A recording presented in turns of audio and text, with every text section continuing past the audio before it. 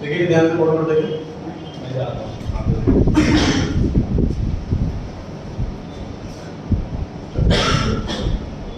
जो mister seller है, जिसका बिजनेस सेल हो रहा है, उसका एवरेज प्रॉफिट देखा गया 5 लाख। ऑन एन एवरेज ही पिछले कई सालों से 5 लाख रुपए कमा रहा है। Number of years purchase 3। इस हिसाब से मिस्टर सेलर अपने बिजनेस की एसेट्स के अलावा 15 लाख रुपए अलग से मांग रहा है गुडविल के नाम कि मैं हर साल 5 लाख रुपए कमाता हूँ और मेरे गुडविल के बेस पर आप 3 साल तक एटलीस्ट कमा पाओगे, तो मुझे 15 लाख रुपए अलग से चाहिए गुडविल। तो मिस्टर जो बायर है वो फाइनल डिसीजन लेने से पहले थोड़ा मार्केट सर्वे करता है, इस एरिया में जो और रेस्टोरेंट खुले हुए हैं उनकी इनकम पता करता है। मिस्टर ए ये 3 लाख कमा रहे हैं, मिस्टर सी ये भी इसी बिजनेस में है, ये लगभग 3 लाख कमा रहे हैं, मिस्टर डी ये लगभग 2 लाख कमा रहे हैं। अब सुनिए, ये बायर आता है इसके पास, वो क्या कहता है, देखिए ये जितने भी रेस्टोरेंट है यहाँ पर 2 से 3 लाख रुपए तो हर कोई कमा लेता है। जो बिल्कुल खराब से खराब रेस्टोरेंट है वो भी 2 लाख रुपए कमा लेता है, और आप 5 लाख रुपए कमा रहे हो, तो आपकी गुडविल तो 3 लाख की हुई। समझ पा रहे हैं आप? 2 लाख या 3 लाख रुपए on an average her businessman कमा रहा इस एरिया के अंदर। इसकी गुडविल नहीं भी है, इसके पास कस्टमर्स बहुत कम आते हैं, तो सबसे डाउन कैटेगरी का बिजनेस है, रेस्टोरेंट है उस एरिया का, वो भी 2 लाख रुपए तो कमा ही रहा है। मतलब मिस्टर बाई ये कह रहा है कि अगर मैं रेस्टोरेंट खोलता हूँ और बिल्कुल नहीं चल रहा, तभी 2 लाख तो मैं भी कमा ही लूंगा, क्योंकि इससे कम तो कोई नहीं कमा रहा, इससे कम तो कोई नहीं कमा रहा, 2 लाख तो मैं भी कमा ही लूंगा पक्का, मैं भी अगर बिजनेस खोलता हूँ। तो तुम्हारा बिजनेस खरीदने से मुझे फायदा 5 लाख का नहीं 3 लाख का होगा, ठीक है? तो मैं 3 लाख के हिसाब से आपको पेमेंट करूंगा गुडविल। ये नया कॉन्सेप्ट सीख रहे हैं जी। इस 3 लाख को बोलेंगे हम सुपर प्रॉफिट, जो नॉर्मल से ऊपर हो, जो नॉर्मल से ऊपर हो उसको बुला रहे हैं हम सुपर प्रॉफिट। अब टेक्निकल टर्म क्या रखी जाएगी, ये 5 लाख की तो टर्म एवरेज प्रॉफिट ही है, ये 2 लाख तो नॉर्मली कोई भी कमा लेता, इसको नाम दे रहे हैं नॉर्मल प्रॉफिट। तो हमने कैसे कैलकुलेट करा super profit? Average profit minus normal profit. Average profit 5 lakh, normal profit 2 lakh, super profit 3 lakh. और गुडविल का फॉर्मूला हमने सीखा जी, average profit multiply by years. अब फॉर्मूला हो गया super profit multiply by years. तो सर एग्जाम में कौन सा करना है, एवरेज वाला कि सुपर वाला? एग्जाम में मेंशन किया जाए, घर से याद करके नहीं जाना, कोई प्रिजम्पशन नहीं है कि ऐसा सिचुएशन हो तो यही मेथड लगाना है, हमेशा मेंशन किया जाए। प्रैक्टिकल लाइफ में क्या होता है सर, प्रैक्टिकल लाइफ में बार्गेनिंग पर डिपेंड है, बायर सेलर मिलकर डिसाइड करते हैं, अपने अकाउंटेंट से, अपने एडवाइजर, लीगल एडवाइजर से कंसल्ट करते हैं कि कौन सा मेथड हम लें, और आपस में बैठते हैं, बार्गेनिंग करते हैं, तो फाइनल डिसीजन हो जाए वो हम अकाउंटेंट को बता देते हैं, ये वाला मेथड फाइनल हुआ जी हमारे पेज, इसके हिसाब से कैलकुलेट करो गुडविल, ठीक है? तो प्रैक्टिकल लाइफ में हमारा डिसीजन नहीं होता इसमें कि मेथड कौन सा चूज करना है, इसलिए एग्जाम में भी हमारा डिसीजन नहीं होता कि मेथड कौन सा चूज करना है। गुडविल 0 हो सकती है जी, अगर एवरेज प्रॉफिट 0 आ रहा है, या फिर एवरेज प्रॉफिट और नॉर्मल प्रॉफिट बराबर आ रहे हैं। ये बिजनेसमैन भी 2 लाख कमा रहा है, हर बिजनेसमैन 2 लाख कमा रहा है, तो गुडविल इसकी जाएगी, सुपर प्रॉफिट 0 हो गया, ठीक है? क्वेश्चन से करें जी, सुपीरियर सुपर प्रॉफिट है, सुपीरियर मेथड की बात करें तो सुपर प्रॉफिट है, मॉल इसके डिस्कस करना एग्जाम के लिए खुद लिखना है ये सुपीरियर है ये नहीं है, क्योंकि सिलेबस में कुछ मेंशन नहीं है, टीचर ने जो चेक करना होता है उसके पास जो आंसर है उसे चेक करना होता है। बुक में सिलेबस में कहीं नहीं लिखा हुआ कि ये मेथड सुपीरियर है ये मेथड नहीं है, तो आपको वर्डिंग ले एग्जाम, इसलिए मैं चीज़ें बोलता नहीं क्लास में। पढ़े 26 पेज नंबर पे आ गए हम।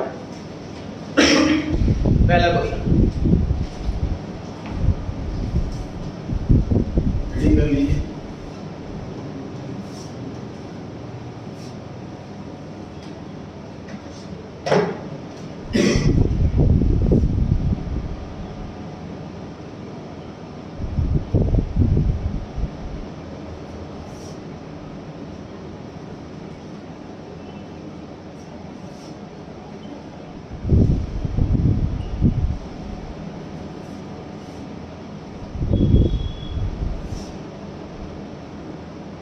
नंबर ऑफ इयर्स परचेज दे रखी है 2।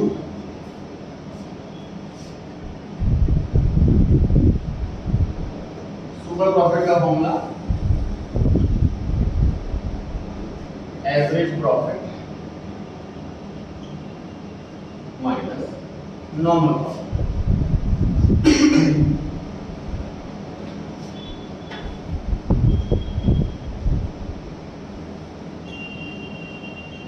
एवरेज प्रॉफिट ये हमें कैलकुलेट करना बहुत अच्छे से आता है। प्रॉफिट दे रखे हैं पिछले 3 सालों के, दोनों को ऐड कर देंगे और डिवाइड बाय 3 कर देंगे, तो क्या टोटल बनाएंगे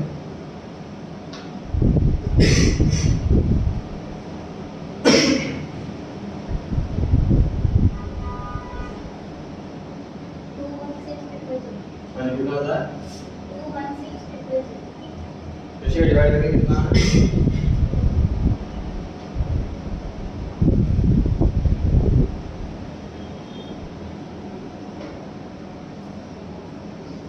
इस चैप्टर का टेस्ट अगले संडे को रखा है 21 में होगा ना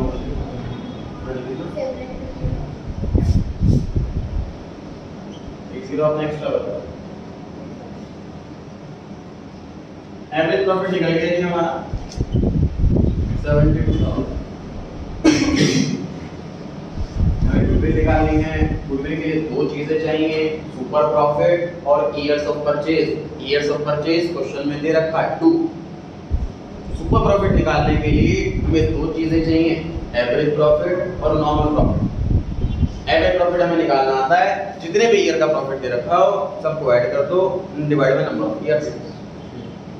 अब नॉर्मल प्रॉफिट निकालना सीखना।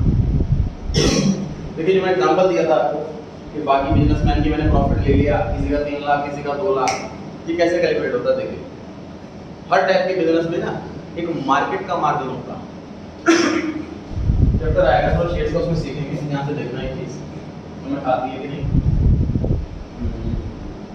जैसे मान लीजिए ऑयल इंडस्ट्री,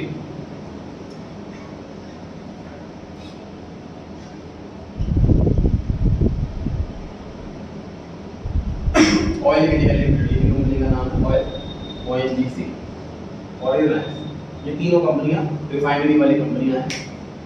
पिछले साल अगस्त में एक नया टैक्स लॉन्च किया था गवर्नमेंट ने रिफाइनरीज पर, कि रिफाइन अगर आप कर रहे हो ऑयल को तो एक स्पेशल टैक्स है ये दो, तब इनके प्राइस गिर गए थे तीनों शेयर्स के।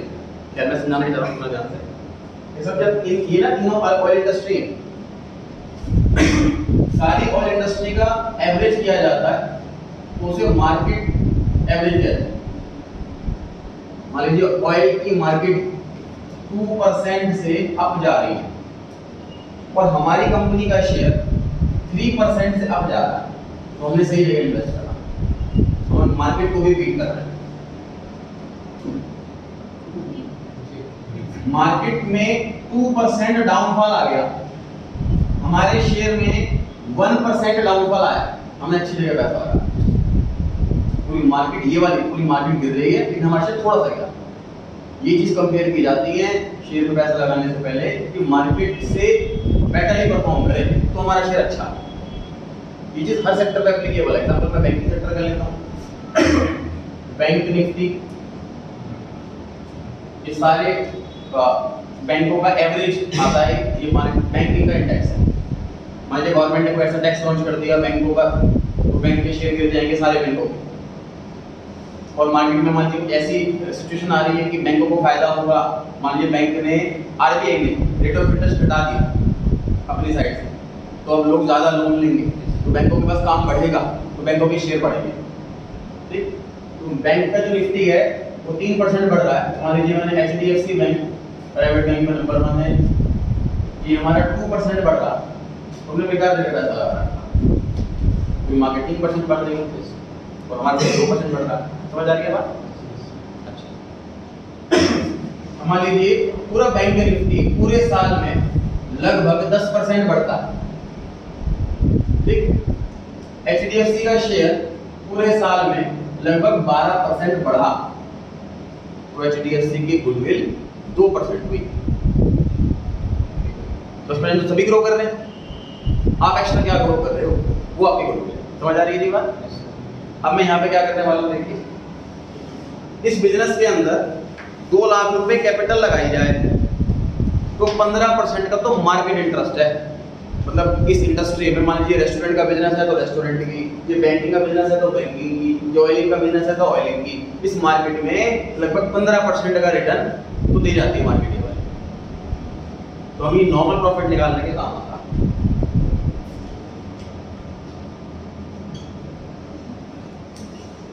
Normal profit equals to capital employed into the rate of return. Capital employed 2 lakh रुपए, rate of return 15%। इतना बता सॉल्व करें।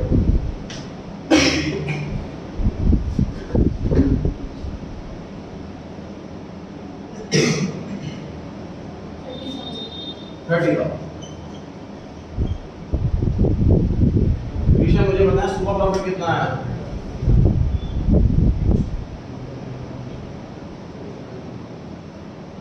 बाकी सब कैलकुलेट करके बैठे हैं खुद से। 42,000 मुझे बताया मुझे बोल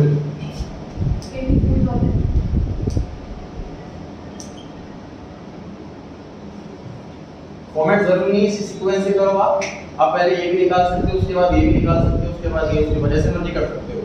कोई रिजिडिटी नहीं है, कोई जनरल एंट्री नहीं है, कोई टेक्नोलॉजिकल ऑर्डर नहीं है। बस एग्जामिनर को आपका आंसर, मेन आंसर हाईलाइट होना चाहिए।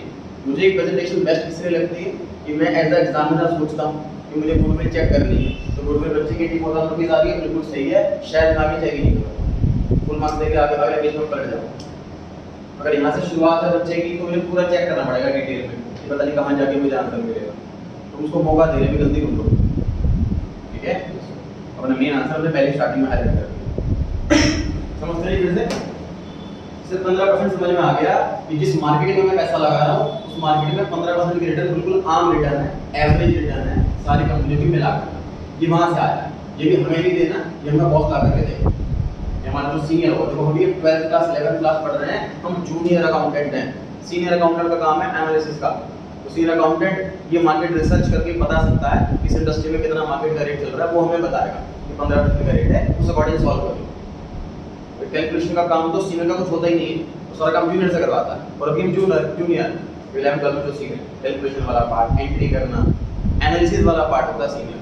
पता है 11th क्लास में हमने प्रोसेस ऑफ अकाउंटिंग की सबसे लास्ट स्टेप क्या थे? एनालिसिस, इंटरप्रिटेशन, कॉम्प्लिकेशन, ये वाले स्टेप सीनियर अकाउंटेंट के। उससे पिछले वाले जूनियर अकाउंटेंट के, जो अभी जूनियर अकाउंटिंग वाला काम था, कैलकुलेशन वाला काम था। तो 15% मार्केट रेट है नहीं है, ये डिसाइड करना हमारा काम नहीं है, सीनियर अकाउंटेंट हमें बताएगा और हम सॉल्व करेंगे सवाल। कैपिटल क्या है? बिजनेस के अंदर जो बिजनेस में पैसा लगा रहे हैं हम, इस बिजनेस के अंदर लगभग 2 लाख रुपए कैपिटल लगी। 2 लाख रुपए लगा करके फिर कितना रिटर्न आ जाना चाहिए? 2 लाख रुपए मैं जब खरीद रहा हूँ, उस बिजनेस में 2 लाख रुपए कैपिटल लगा रखी है। ठीक, तो उस बिजनेस की अर्निंग कितनी होनी चाहिए मार्केट के हिसाब से? 30,000 रुपीज अर्निंग होनी चाहिए। तो जब फिर सोचो फॉर्मूला में, सोचो कि फॉर्मूला है, रन कर लिया, सॉल्व कर लिया। तो बिजनेस में खरीद रहा हूँ, मिस्टर सेलर का बिजनेस, उस बिजनेस में ओनर्स ने 2 लाख रुपए कैपिटल लगा रखी है एक्चुअल में, और इस टाइप की इंडस्ट्री में 15% का रिटर्न आता है। उस हिसाब से इस बिजनेसमैन की अर्निंग होनी चाहिए 30,000, लेकिन इसकी अर्निंग है 72, तो ये बिजनेसमैन 42,000 एक्स्ट्रा कमाता।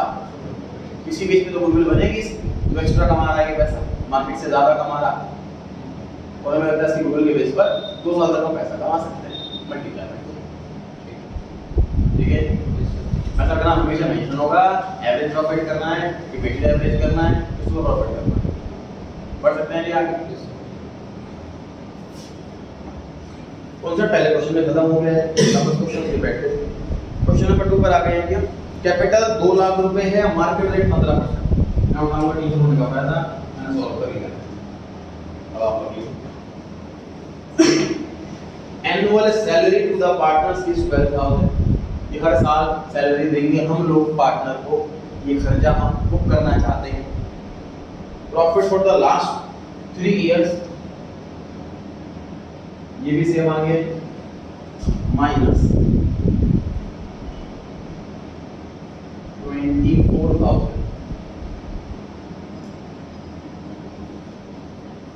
पार्टनर्स सैलरी,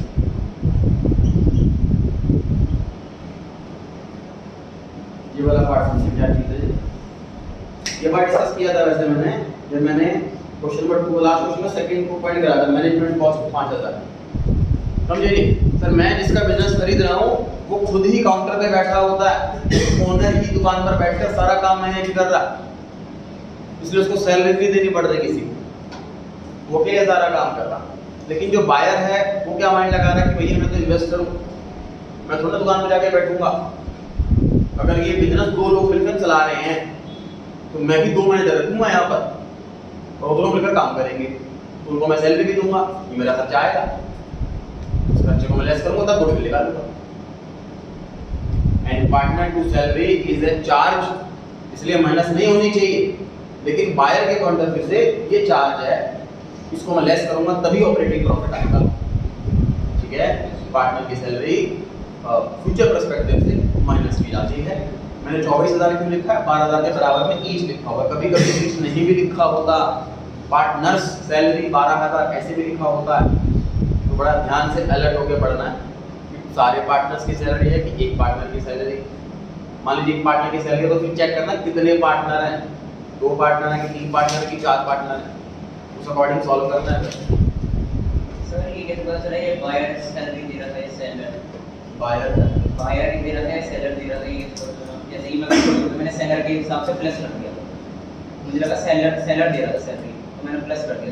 देखो अगर सैलरी दे रहा था सेलर तो मैंने हो जाना चाहिए, दोबारा मैं प्लस क्यों करें, तो नॉन ऑपरेटिंग की थोड़ी ना है ना, फिर तो कुछ भी नहीं आएगा।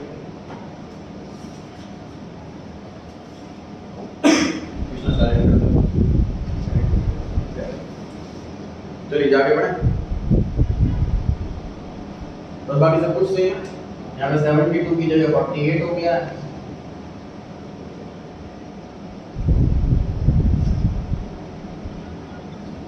इस क्वेश्चन में आपको सैलरी वाला पार्ट नया सिखाना था, बाकी पूरा क्वेश्चन रिपीट से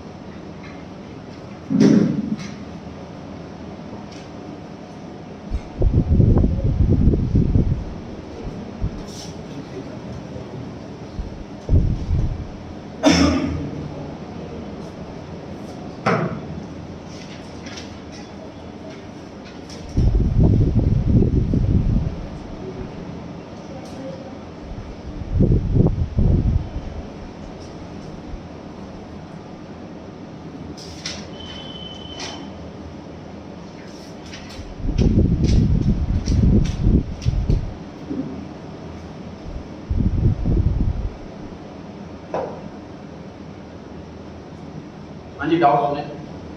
डाउट ये है कि सर एनुअल सैलरी लिखा हुआ है, मतलब हर साल सैलरी दी जानी, और इस क्वेश्चन में 3 साल का प्रॉफिट दे रखा है, तो 3 बार माइनस होना चाहिए। ये एक बार माइनस करके कैसे आंसर आ रहा, तो देखिए सिंपल एवरेज कैसे करते हैं, हमने स्टैटिस्टिक्स में सीखा है। मान लीजिए आपके 3 सब्जेक्ट्स के मार्क्स हैं, तो एवरेज करने के लिए तीनों को ऐड कर देंगे और डिवाइड बाय 3 कर देंगे, ये एवरेज आ गया सर। मान लीजिए टीचर आकर के कहता है कि आपने चीटिंग करी थी, आपके 10 मार्क्स काट दिए जा रहे हैं हर सब्जेक्ट में, तो अब मैं दोबारा एवरेज करना चाह रहा हूँ, तो क्या मैं हर सब्जेक्ट में माइनस करूंगा फिर एवरेज निकालूंगा? मैं शॉर्टकट भी कर सकता हूँ, तो मैं इसी में से 10 माइनस करूंगा क्योंकि 3 सालों का एवरेज सेम आंसर आना। आप हर एक ईयर में से माइनस करोगे 10, फिर एवरेज निकालोगे।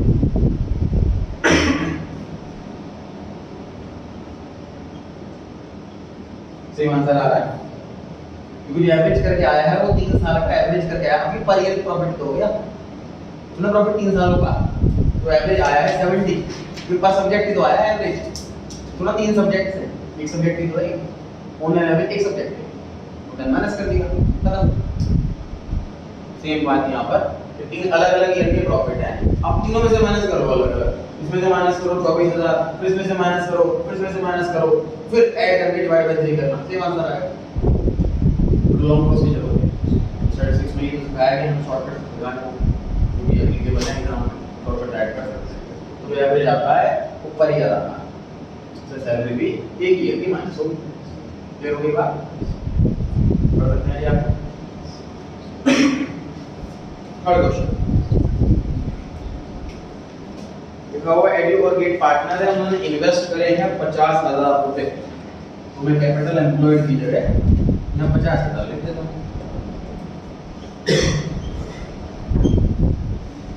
ऑन एन एवरेज प्रॉफिट पर 16,000, कितना बड़ा क्वेश्चन है सर। एवरेज प्रॉफिट हमें सॉल्व ही नहीं करना पड़ा, क्वेश्चन में डायरेक्ट सॉल्व करके दे रखा।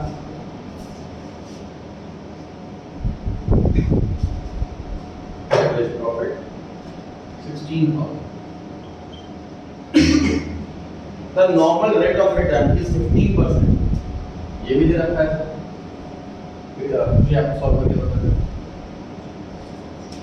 Goodwill is to be valued at 4 years purchase, number of years purchase भी दे रखे हैं सर 4, सब कुछ क्वेश्चन में दे रखा। हाँ जी 75%, ये है नॉर्मल प्रॉफिट।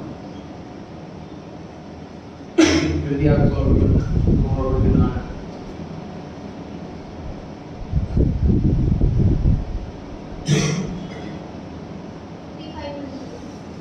कितना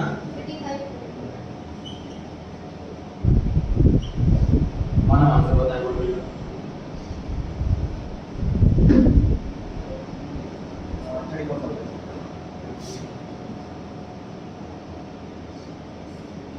सब कुछ दे रखा है, सब कुछ मेहनत नहीं करनी पड़ी, कैपिटल दे रखी है, रेट दे रखा है, बड़े ही आराम से नॉर्मल प्रॉफिट आ गया। एवरेज प्रॉफिट कैलकुलेट भी नहीं करना पड़ा, एवरेज प्रॉफिट क्वेश्चन के अंदर डायरेक्टली गिवन है। नोटिस करें ध्यान से, इस क्वेश्चन में मेथड का नाम नहीं पता, रीड करें ध्यान से क्वेश्चन। मैं आपको 10 मिनट पहले कहा था कि हर क्वेश्चन में मेथड का नाम मेंशन होगा, इस क्वेश्चन में मेंशन नहीं।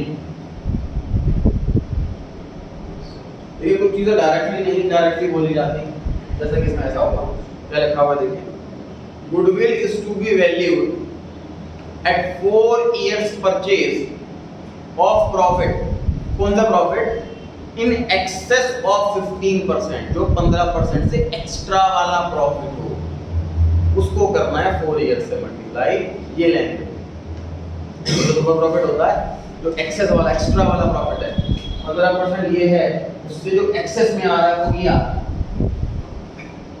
है ना। क्वेश्चन वो प्रॉफिट मेथड ही कह रहा है, लेकिन लैंग्वेज टेढ़ी-मेढ़ी करके कह रहा है, ये अपनी अंडरस्टैंडिंग हमें स्ट्रांग करनी है, इस लैंग्वेज को समझना। तो एक्सेस ऑफ प्रॉफिट इसको अंडरलाइन करके आप सुपर प्रॉफिट लिख सकते हो, ये आपको ध्यान रहेगी बात, इस एक्स्ट्रा वाला एक्सेस वाला प्रॉफिट ही सुपर प्रॉफिट होता है।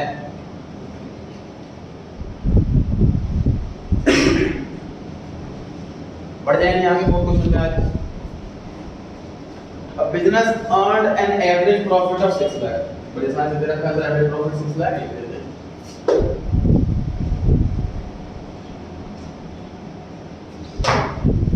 एवरेज प्रॉफिट 6 लाख, आगे लिखा है the normal rate of return in the similar type of business is 10%। Normal rate of return 10%। और आगे लिखा है value of assets and liabilities. ध्यान से देखिए 11 से लेके सीए फाइनल तक सिर्फ एक ही इक्वेशन है जिसे अकाउंटिंग इक्वेशन बुलाते हैं।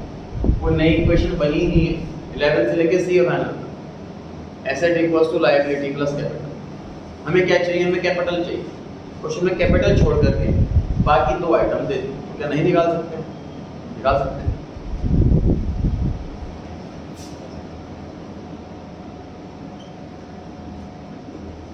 Capital equals to asset minus liability. इस नाम आंसर बताएंगे 16 लाख। 16 लाख।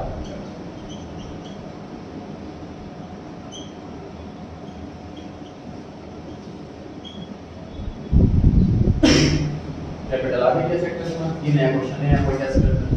हर क्वेश्चन में एक छोटा पॉइंट ऐड हो जाएगा। बेसिक कॉन्सेप्ट पहले क्वेश्चन में खत्म हो जाएगा।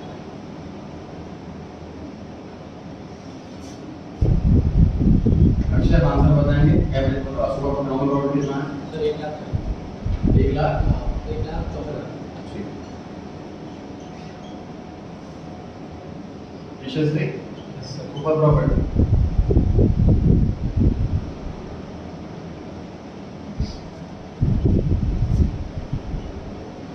ये सब पत्ते 2.5 दे रखा हूं।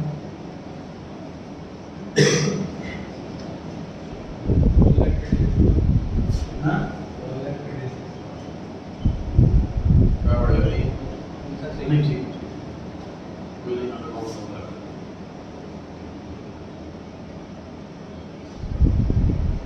कृष्णा पीछे आपको मिलेगा आंसर बताएंगे। 4,36,000 था होता है 2.5।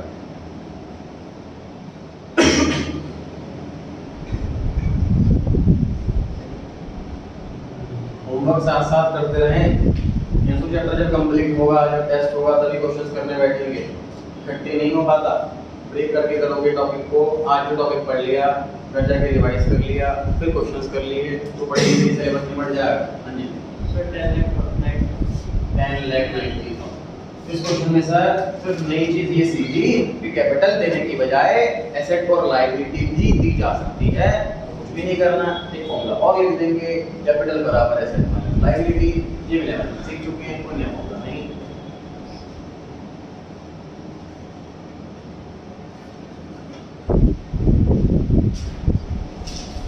क्वेश्चन नंबर 5 पर आगे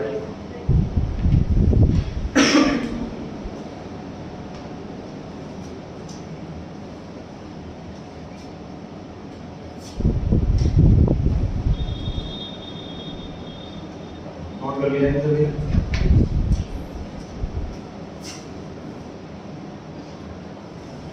A business earned an average profit of 6 lakh. BG average profit is 6 lakh.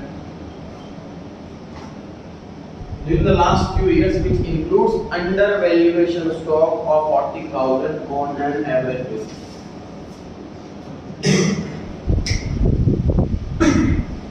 देखिए क्या होता है जब स्टोर के अंदर हम गुड्स काउंट करने के लिए जाते हैं तो काउंट करने में यूनिट्स तो हमें पता होती है फिक्स।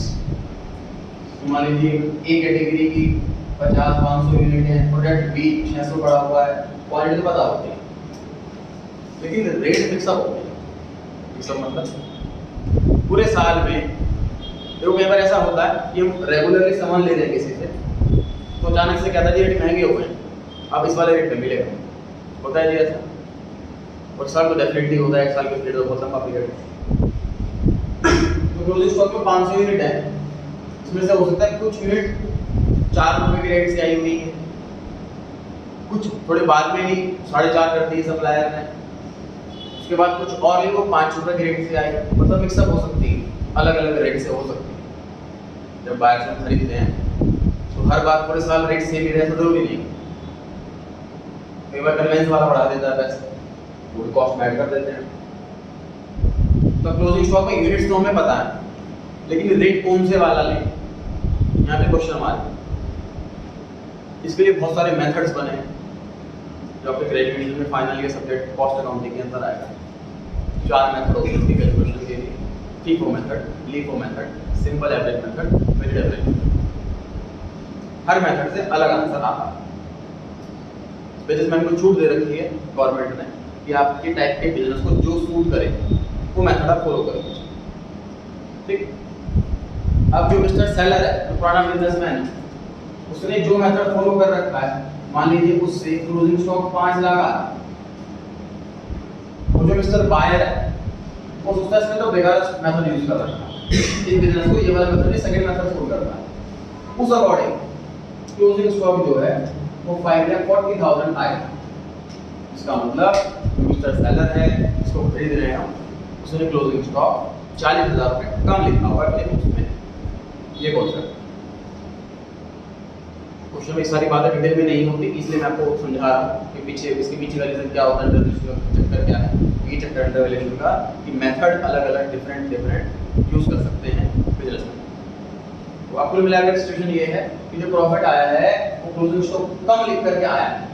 हम क्लोजिंग स्टॉक को सही करेंगे, क्लोजिंग स्टॉक को बढ़ाएंगे तो प्रॉफिट क्या हो जाएगा, बढ़ जाएगा।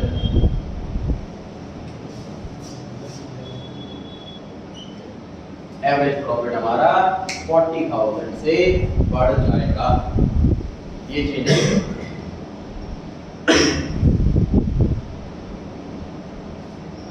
नॉर्मल रेट ऑफ रिटर्न दे रखा है 10%।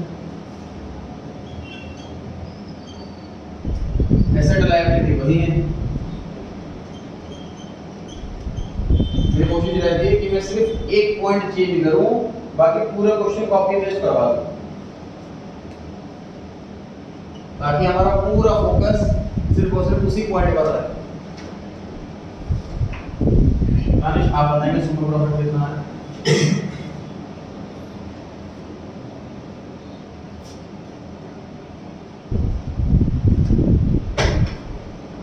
मैंने सिर्फ स्टॉक वाला पॉइंट ऐड करा, बाकी पूरा क्वेश्चन एज इट इज रखा होगा, ताकि आपका भी नोट करते टाइम समझते टाइम सिर्फ उसी पॉइंट पर फोकस है, स्टॉक वाले पर।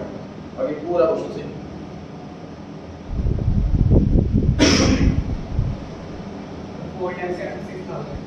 4 लाख विषय आंसर बताएं रोगी का।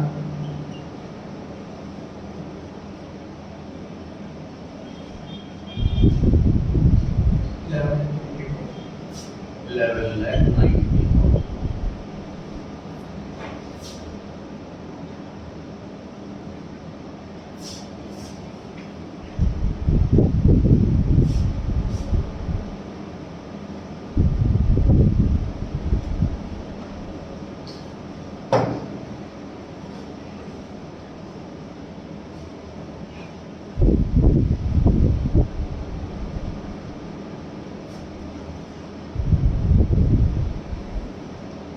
नोट कर लिया सबने, पढ़ सकते हैं आगे। Question number 6, average profit 6 lakh, average profit 6 lakh,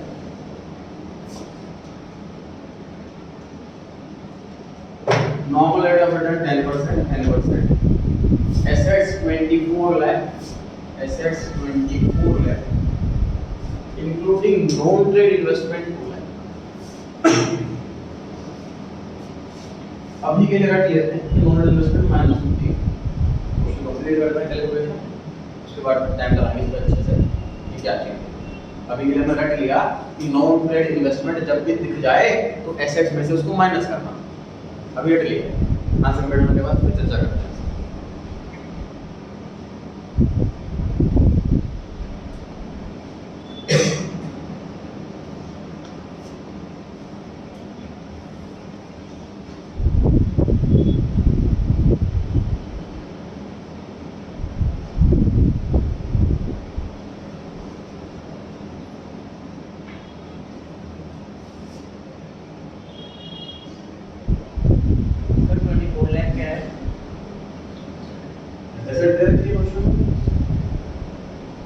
number 6 पर है।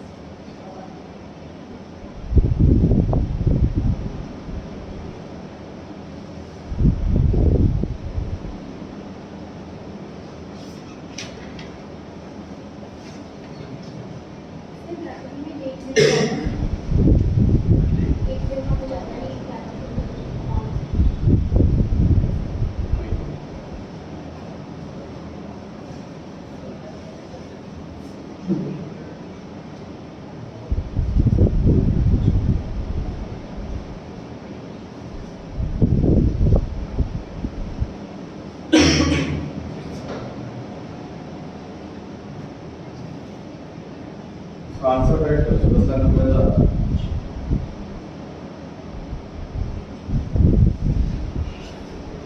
अगर कुछ मोड पे क्लिक हुई है, पर क्रॉस चेक कर लें आप। कैलकुलेशन सारी क्रॉस चेक कर लीजिए आप लोग।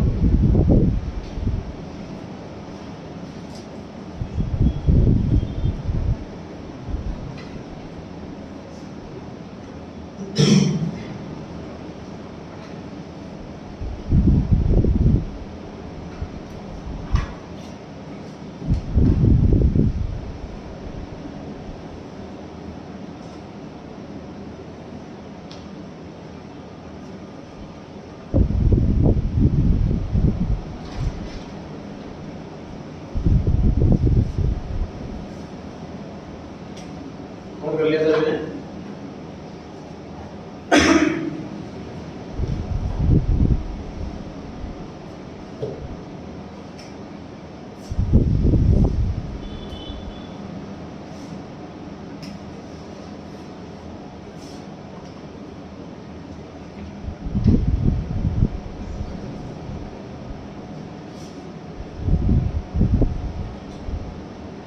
देखिए उसको राम ने राम स्टोर में पैसा लगाया,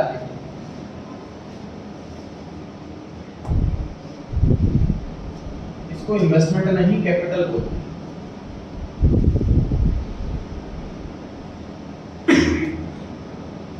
अब राम स्टोर में पैसा रखा हुआ है, कैपिटल का पैसा आया है, इससे एसेट्स खरीदेंगे जैसे कि मशीन, बिल्डिंग, फर्नीचर, उन सबको उसी एसेट के नाम से रिकॉर्ड करें, उसको भी इन्वेस्टमेंट नहीं बुलाएंगे।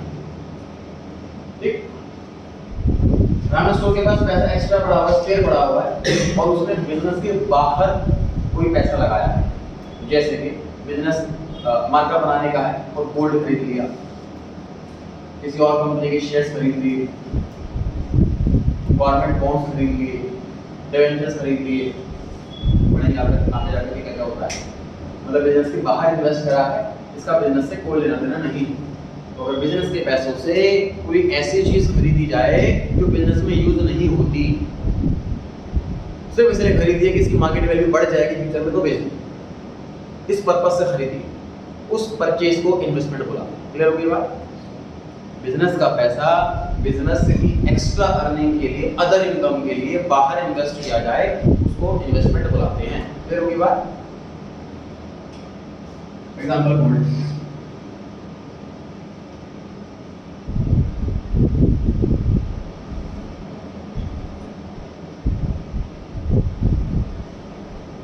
इन्वेस्टमेंट की दो कैटेगरी, ट्रेड और नॉन ट्रेड। ट्रेड इन्वेस्टमेंट उसे बुलाते हैं जो रिलेटेड टू बिजनेस है, नॉन ट्रेड इन्वेस्टमेंट उसको बुलाते हैं जो बिजनेस से रिलेटेड ना हो। मतलब मैंने कोई और जगह पैसा लगाया है, लेकिन अल्टीमेटली से मेरा ही बिजनेस एक्सपेंड हो रहा, अल्टीमेटली मेरा ही एक्सपेंड हो रहा। जैसे माइक्रोसॉफ्ट ने नोकिया कंपनी को खरीदा कि अब ब्रांडिंग जो है नोकिया पे माइक्रोसॉफ्ट की आएगी, इस पर्पस से काफी साल पहले खरीदा था, अब बंद कर दिया, तो पर्पस था अपना बिजनेस एक्सपेंड करना।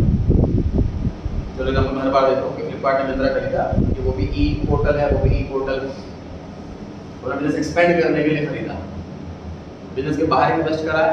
मिंत्रा को खरीदने से उसका कोई यूज फ्लिपकार्ट की कंपनी में नहीं हुआ, बट मेरा अपना बिजनेस एक्सपेंड कर रहा, इसलिए खरीदा, तो रिलेटेड टू मेन बिजनेस है, उसको तो बोलेंगे ट्रेड इन्वेस्टमेंट। ठीक, मतलब एक बड़ा रेस्टोरेंट वाला एक छोटे रेस्टोरेंट को खरीद लेता तो ये ट्रेड इन्वेस्टमेंट हुई, वे अपने रेस्टोरेंट में पैसा नहीं लगाया, इस रेस्टोरेंट में बाहर पैसा लगाया, इसलिए इन्वेस्टमेंट कहलाएंगे, और रिलेटेड टू बिजनेस है तो ट्रेड कहलाएंगे। ठीक, गोल्ड खरीद लिया, नॉन ट्रेड हो गई, रिलेटेड टू बिजनेस नहीं, कोई प्रॉपर्टी खरीद ली बेचने के पर्पस से, नॉन ट्रेड हो गई, किसी कंपनी के शेयर्स खरीद लिए, नॉन ट्रेड हो गए, डिवेंचर्स बॉन्ड्स खरीद लिए, नॉन ट्रेड हो गए। समझ आ रही है बात? तो हमने क्लियर समझ लिया कि इन्वेस्टमेंट किसे कहते हैं, फिर समझ लिए ट्रेड इन्वेस्टमेंट किसे कहते हैं, related to business, related to main business, not related. आप सुनना ध्यान दीजिए, मैं एक रेस्टोरेंट का बिजनेस खरीद रहा हूँ और जो रेस्टोरेंट का ओनर है उसने एक और रेस्टोरेंट खरीदा होगा, वहां से भी कमा रहा होगा। ठीक, अब जब मैं बड़ा रेस्टोरेंट खरीदूंगा, छोटे वाला भी मेरा ही हो जाएगा, उसकी अर्निंग भी मेरी हो जाएगी, तो उसकी अर्निंग तो मुझे काउंट करनी चाहिए, है ना, मुझे काउंट करना चाहिए। मतलब इस इन्वेस्टमेंट को पैसा लगाया जा रहा है तो वो बिल्कुल बड़े बिजनेस का पार्ट है। लेकिन जिसका मैं रेस्टोरेंट खरीद रहा हूँ, उसने गोल्ड खरीदा हुआ, उसने किसी और कंपनी के शेयर्स खरीदे हुए, तो वो रेस्टोरेंट के बिजनेस से रिलेटेड ही नहीं। तो मुझे उसके बिजनेस में इंटरेस्ट है, मुझे गोल्ड में इंटरेस्ट नहीं है, मुझे शेयर्स में इंटरेस्ट नहीं है, मुझे रेस्टोरेंट के बिजनेस में इंटरेस्ट है। तो उस वाली एसेट को मैं कंसीडर ही नहीं करूंगा अपनी गुडविल कैलकुलेट करते हैं। ना वो एज एन एसेट काउंट करूंगा, ना उसकी इनकम काउंट करूंगा। इनकम क्वेश्चन में दे नहीं रखी, मतलब मैं इनकम भी लेस कर देता हूं। क्वेश्चन में सिर्फ इन्वेस्टमेंट दे रखी है, मतलब इस बिजनेसमैन की टोटल एसेट्स 24 लाख थे, लेकिन 2 लाख रुपए इसने बिजनेस के कहीं बाहर इन्वेस्ट कर रखे हैं, इसका बिजनेस से कोई रिलेशन नहीं है। तो मालूम है 2 लाख रुपए लगा रखे हैं, मालूम 22 लाख की एसेट जो मैं बिजनेस खरीद रहा हूँ, उस बिजनेस में कितना पैसा लगा रखा है इसने, मैं वो जानने में इंटरेस्टेड हूँ, ना कि टोटल पैसा कितना है इसके पास। सिंपल सी बात, मान लीजिए मैं मुकेश अंबानी कोई कम बड़ा बिजनेसमैन, मुकेश अंबानी कोई पर्टिकुलर बिजनेस खरीद रहा है, तो देखिए इसमें मुकेश अंबानी का टोटल पैसा कितना है, वो देखिए इस बिजनेस में कितना पैसा लगा रखा है, वो इस चीज में इंटरेस्टेड होगा बस। जो बिजनेस बेचा जा रहा है पर्टिकुलर उस बिजनेस के अंदर, उससे रिलेटेड एक्टिविटीज के अंदर कितना पैसा लगा रखा है, सिर्फ उसमें इंटरेस्टेड होगा बायर, ना कि टोटल प्रॉपर्टी को। इस पर्पस से नॉन ट्रेड इन्वेस्टमेंट माइनस कर दिया जाता है। क्लियर हो गई ये बात? बढ़ सकते हैं आगे। इसका आंसर करेक्ट कर लेना, लेस इसका 10,90,000, 1 लाख रुपए एक्स्ट्रा लिखा होगा। सेकंड क्वेश्चन पर आ गए जी।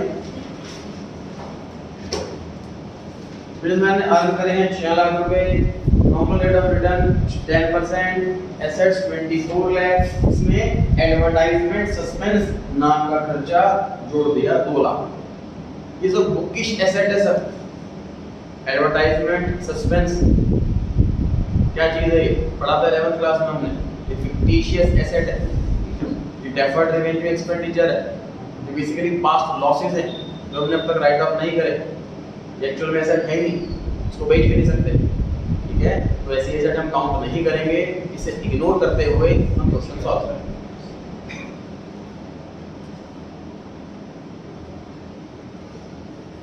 सेम क्वेश्चन हो गया जी, इसका आंसर भी करेक्ट कर लीजिए सर। ये एडवर्टाइजमेंट से सेंस मतलब एडवर्टाइजमेंट हमने पास्ट ईयर में कर रखी थी बहुत ज्यादा, सेम ईयर में राइट ऑफ नहीं करा, उसे कैरी फॉरवर्ड कर दिया कि आने वाले केस में राइट ऑफ करेंगे। है एक्चुअल में एक्सपेंसिव कोई एसेट तो नहीं, इसलिए इसको एसेट में काउंट नहीं करना चाहिए, इसे हटा दीजिए। तो हमने क्वेश्चन नंबर 6 में क्या सीखा कि नॉन ट्रेड इन्वेस्टमेंट जब भी दिखे हटा दो एसेट में से। 7th क्वेश्चन में क्या सीखा कि एडवर्टाइजमेंट सस्पेंस नाम से कोई खर्चा दिख जाए उसको भी हटा दो एसेट्स में से।